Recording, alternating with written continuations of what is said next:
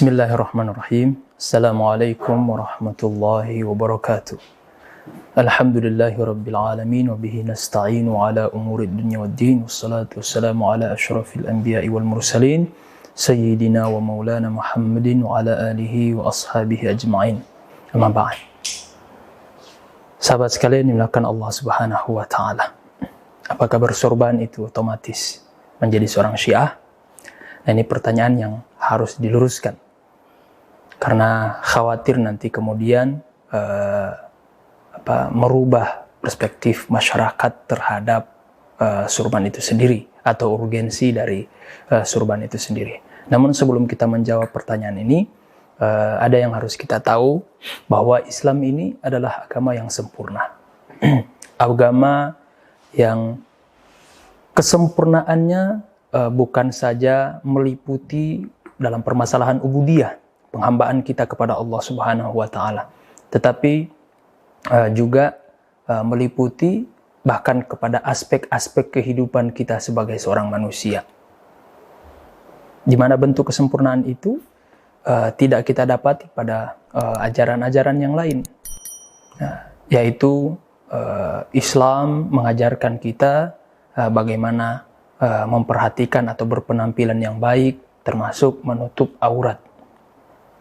Bahkan ketika dahulu cerita peperangan terdahulu, bahkan disebutkan di dalam beberapa riwayat yang mengajarkan orang-orang Eropa itu kepada fashion, itu ternyata dari orang-orang Muslim, para mujahid-mujahid yang melakukan ekspansi perluasan daerah atau wilayah kaum muslimin. Singkat cerita, sahabat sekalian, jadi memang Islam ini bukan saja mengatur tentang bagaimana penghambaan seorang hamba kepada Allah, juga bagaimana mengatur kehidupan mereka, ya, termasuk bagaimana berpenampilan. Ya.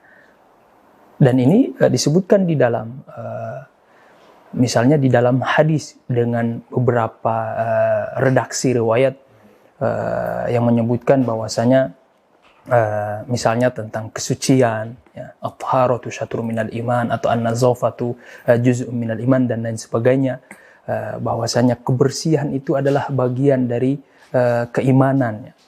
Nah, ini menunjukkan betapa pentingnya menjaga kebersihan penampilan di dalam Islam.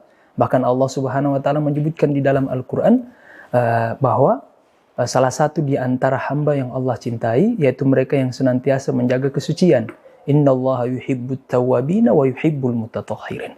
Allah itu sangat cinta kepada orang-orang yang senantiasa tawwab, senantiasa kembali kepada Allah ketika mereka melakukan dosa atau setelah mereka melakukan dosa, dan juga Allah mencintai hamba-hambanya yang senantiasa menjaga kesucian, ya, kebersihan. Dan ini meliputi lahir batin. Nah, sahabat sekalian yang dimuliakan Allah, di dalam Al-Quran juga Allah Subhanahu wa taala memotivasi bahwa memang sengaja Allah kemudian mengajarkan atau memberikan ilham kepada manusia untuk menutup aurat dengan pakaian. Ya. Makanya di dalam Al-Quran Allah Subhanahu wa taala menyebutkan, di sini kita kutip ayatnya di surat Al-A'raf, Allah Subhanahu wa taala berfirman, "Ya bani Adam qad anzalna 'alaikum libasan yuwari sawatikum warisha wa libasut taqwa dzalika khair." Allah Subhanahu wa taala berfirman, "Wahai anak cucu Adam, telah kami turunkan kepada kalian qad anzalna 'alaikum libasan, pakaian." Fungsinya apa dari pakaian ini? Pertama, dia menutup aurat kita. Nah, inilah bentuk kesempurnaan agama Islam, yang mengajarkan bagaimana manusia menutup auratnya. Yang kedua apa? Warisha, fashion. Ya, kalau kita terjemahkan secara harfiah yang sesuai dengan konteks hari ini, yaitu fashion.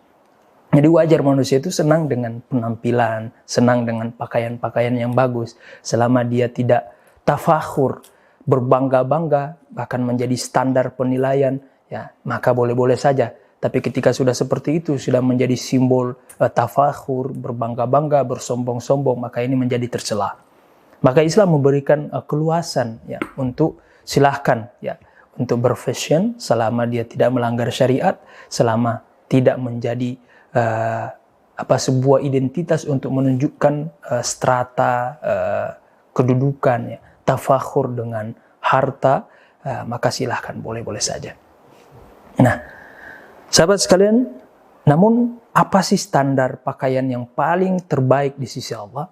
Nah, setelah ayat ini kemudian Allah menyebutkan, ya, dengan beragam pakaian, dengan beragam fungsi dari pakaian itu sebagai penutup aurat dan juga sebagai fashion, ya. Kemudian Allah menutup ayat ini dengan menyebutkan walibasut taqwa dzalika khair, dan pakaian ketakwaan itulah yang paling baik. Tapi bagaimana pakaian takwa itu? Allah tidak menyebutkan secara spesifik, bahkan Rasulullah juga tidak pernah menyebutkan secara spesifik. Karena Islam itu bukan agama yang terbatas pada simbol-simbol, bukan. Yang paling penting adalah menata qalbunya. Sehingga tidak ada penentuan secara spesifik, secara khusus pakaian takwa itu. Nah, kembali kepada asal pertanyaan, bahwa sorban ini bagian dari pakaian yang dulu digunakan oleh Rasulullah SAW. Bahkan ini pakaian ciri khas orang-orang Quraisy terdahulu, orang-orang Arab, ya. Jadi sorban ini memang sudah ada dari dulu, ya. Bahkan mohon maaf, bukan hanya Rasulullah yang menggunakan surban, ya. Termasuk Abu Lahab, Abu Jahal juga menggunakan surban. Hanya saja ini menjadi identitas setelah Islam meluas dan diterima oleh negara-negara tetangga, kemudian menjadi ciri khas khusus. Nah, kalau kita mau tahu, teman-teman sekalian, sorban atau gambaran umum tentang gaya dari surban Rasulullah, tengoklah surbannya orang-orang Sudan. Nah, kurang lebih bentuk surban Rasulullah itu seperti itu. Dan bukan seperti orang-orang Arab hari ini yang, mohon maaf, yang ditampilkan oleh para masyaikh dari teman-teman Salafi Wahabi. Bukan. Itu malah justru menyelisihi daripada surbannya Rasulullah SAW. Rasulullah tidak menggunakan surban seperti itu. Tapi Rasulullah menggunakan surban ala Sudan, atau lebih tepatnya surbannya para habaib hari ini. Nah, kurang lebih seperti itu. Dan surban itu bersanad sampai kepada Rasulullah SAW. Tapi teman-teman sekalian, seiring sejarah itu kemudian, bukan sejarah, tapi perkembangan zaman, kemudian menjauh setelah wafatnya Rasulullah, ini terjadi pergeseran daripada penggunaan surban itu. Lebih luas lagi cakupannya. Dahulu orang-orang awam, masyarakat awam kaum muslimin menggunakan itu sebagai pakaian khas kaum muslimin. Tapi seiring waktu berjalan, ada pengkhususan.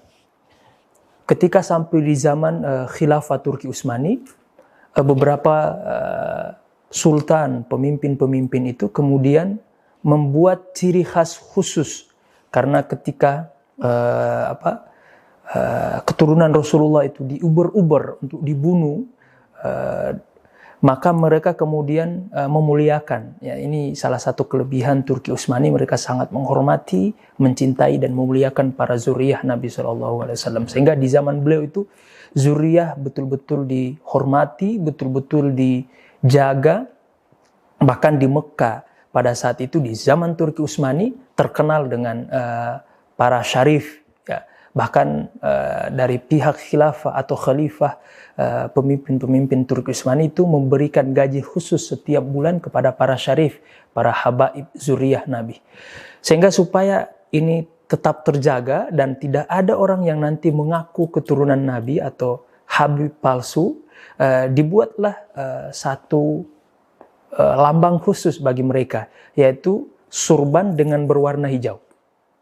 Jadi untuk menentukan nih di zaman itu mana habib dan bukan habib, lihat warna surban yang mereka pakai. Kalau warna hijau itu berarti habaib, dan itu masih ada sampai sekarang. Bahkan termasuk Maulana Syekh Nazim, itu beliau seringkali menggunakan itu karena memang secara jalur silsilah keturunan beliau masih keturunan zuriyah.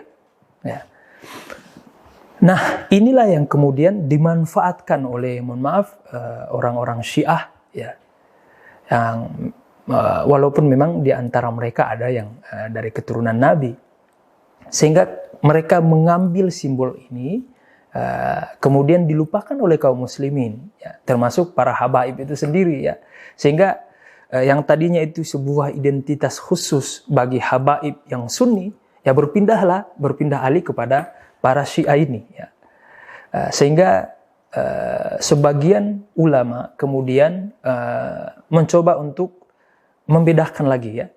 Jadi tidak menggunakan warna tertentu, tapi tetap menggunakan surban dengan warna putih aja, sehingga itu beralih kepada Syiah. Nah, tapi bukan berarti orang-orang yang menggunakan surban itu adalah Syiah, bukan, ya.